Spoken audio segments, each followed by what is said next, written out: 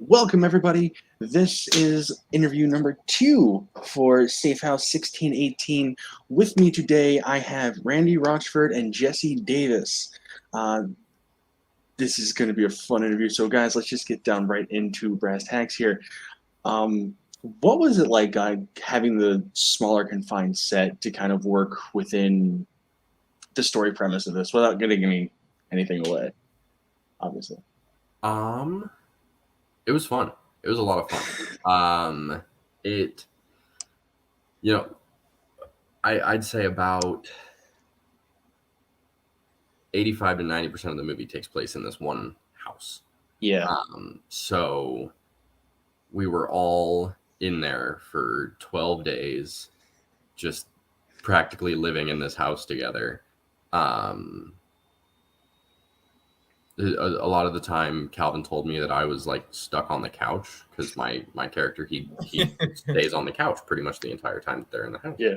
And Yeah. so even when we were not filming, he's like, no, you live on the couch, that's where you go. So I was just sitting there hanging out with my little blankie, head full of coconut oil, and it was a hell of a time.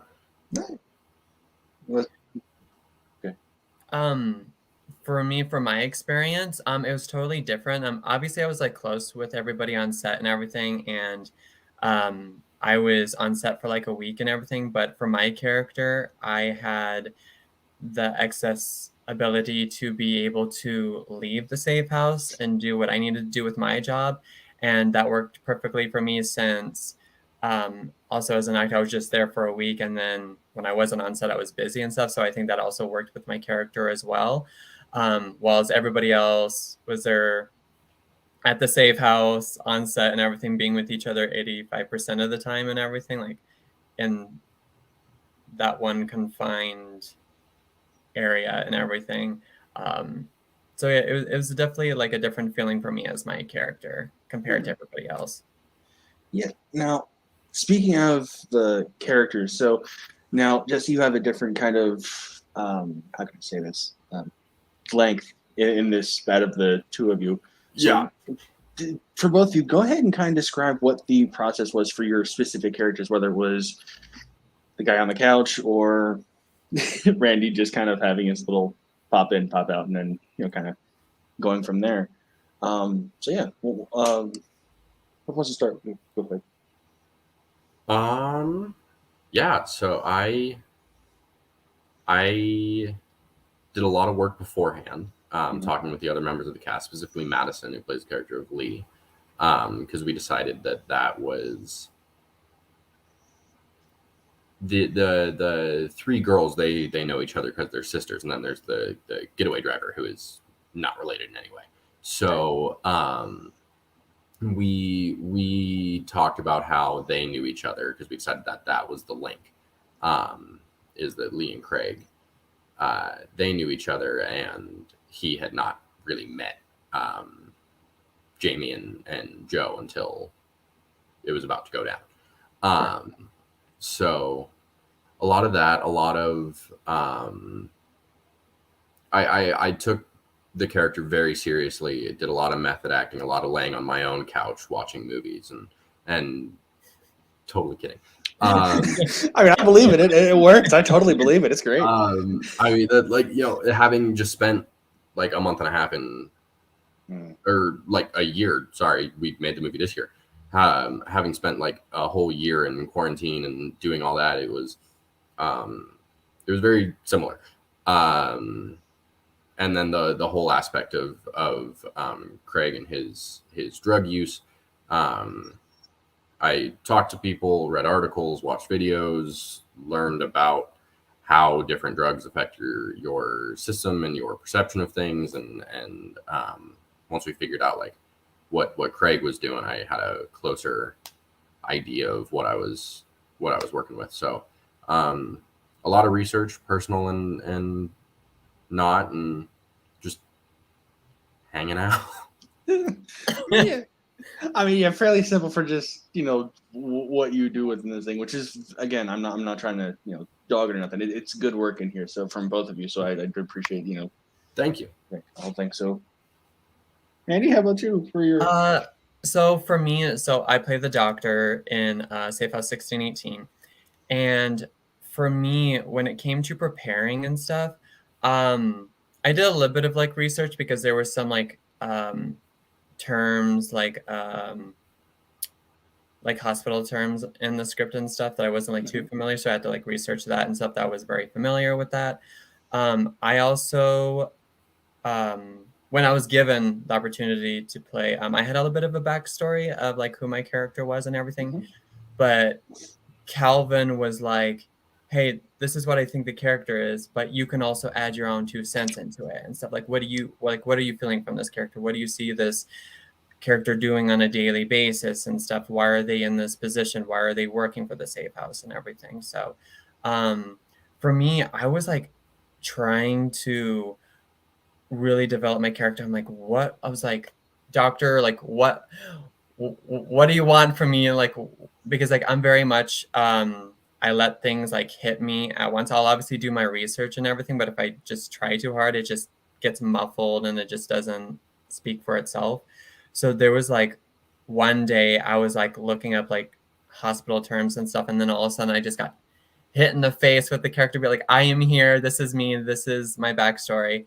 And I told Calvin about it and he was like, oh wow, yeah, like um definitely the idea that I had for him, but you also added something a little bit different and it made him like more human, more genuine.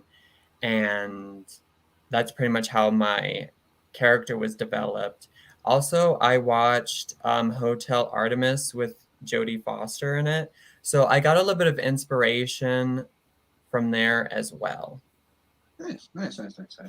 Which, speaking of inspirations, I was actually going to ask Jesse, did you watch any like Seth Rogen type stuff to kind of get in the? No, I mean, a little Pineapple Express, you know. But the one of the biggest inspirations I took was Jesse Pinkman, out of Breaking Bad. I just felt the characters they'd be friends if they met in real life. So I can definitely see that. Now, I want to ask, as actors, what was the I'm trying to figure out how to phrase this question properly. I apologize. What was the yeah? I hate not having the right words. I'm sorry. No, you're so good. You're good. What did having that creative freedom for your individual characters' personalities and backstories have to kind of influence what choices you would have while the shooting was taking place? If that makes any sense. yeah. So like Randy said earlier, when Calvin he wrote these characters and then he said, okay, there you go nuts. Anything else is yours. As long as it doesn't directly contradict something that's said in the script, that's your character. So that left us a lot of room to play with, which then we all had very clear ideas of who our character was because we were allowed to create them. And so then when it came to doing things like improv or saying like, oh, what if we try this? Those decisions were informed by the fact that we knew these characters like they were real people. And so we knew the same way that like I know what my best friend is going to do in a given situation. So it helped out a lot with that. Yeah, and then for me, within the script and everything, I had a lot of like things like written down, like things I could possibly like do and everything. Like for me as an actor, like I'll just like write a couple of things down, like what could this like character possibly do? And obviously, I already had a close relationship with Jesse and like Madison, Brittany, Jasmine, the crew as well. Like already had a close, so we already knew like how we each other like worked as a group and everything. So which was nice.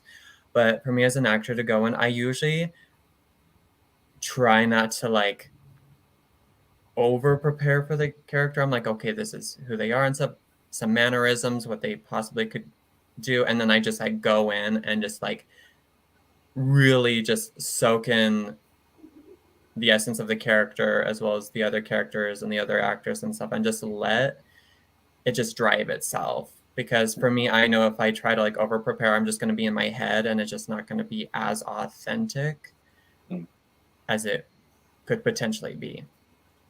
Yeah, I can definitely understand where that's coming from. So, kind of on the last couple of questions here, more for trying to hook the audience into kind of wanting to see this wherever they can, however they can. What's one fact about your character that the audience wouldn't know from what they see on the film? Something that that only you and Calvin would. Again, without spoilers. Without spoilers, that's hard.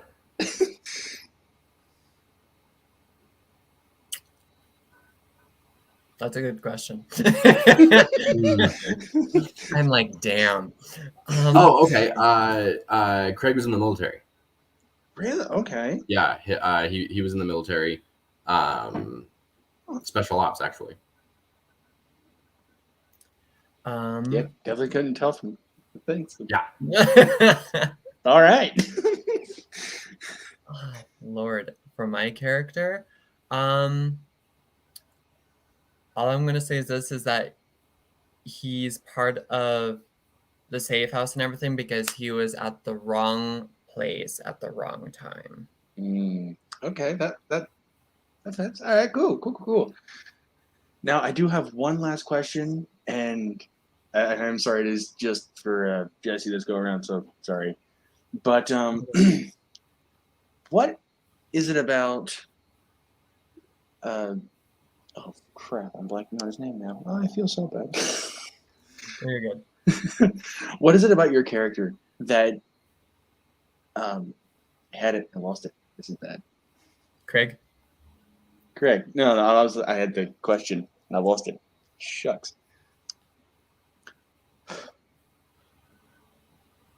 You know what? Never mind. I've completely lost it. So, No worries. all right. So since we're all kind of guys here, so why don't we just go ahead? Would you all be okay with playing like one quick game before we get a call to interview here? Because we're coming up on like 12 or so minutes. I'd love to. Yeah. All right. So with Calvin and Jasmine, I played Would You Rather. This is just going to be a straight versus, kind of like Freddy versus Jason, etc. Just see opinions, see which one of y'all think would win. Sure. So first one's going to be fairly easy. Who would win? Michael Myers, because we don't want Austin Powers in this. Michael Myers or no one? No one. Yeah, definitely no one. All right. So a bit goofier on this one now. Who would win? The Invisible Man or John Cena? Oh, the Invisible Man. Really? Because you can't see I'm gonna have John to go with Cena. Cena. I'm gonna have to go with Cena. He's John Cena's actually a lot smarter than people give him credit for. I think he could figure something out. All right, cool. All right. So let's see. I had one more and I lost. It's just the theme of the interview, just losing things today. So this is great. One of those days. All right, guys. Well, I think that'll put a nice little button on this. I thank you guys for your time. And you know what? One last thing. Why should everyone go see this movie? However they can. Because it's awesome. And if you want to see a good movie, we got one for you. All right. Yeah, it's I think everybody should like come and see this because there was a lot of passion and effort put into this project, and there's so much love that came from the actors and the crew and everything on this project and stuff, and it's definitely going to be very exciting to watch. Absolutely. All right, guys. Well, like I said, once again, thank you for giving us the little time here before we call it a wrap here. So thank you guys. And thank you guys for watching. Please, this is a phenomenal piece of film making here. Go watch Safehouse 1618, however you can find it, VOD, the friggin' film theaters, film festivals. I had the word, I swear. Film festivals or wherever you can find it, it is definitely worth the time. And speaking of time, thank you guys for yours, and we will see you guys down the road. Thank you so much. Thank you guys so much.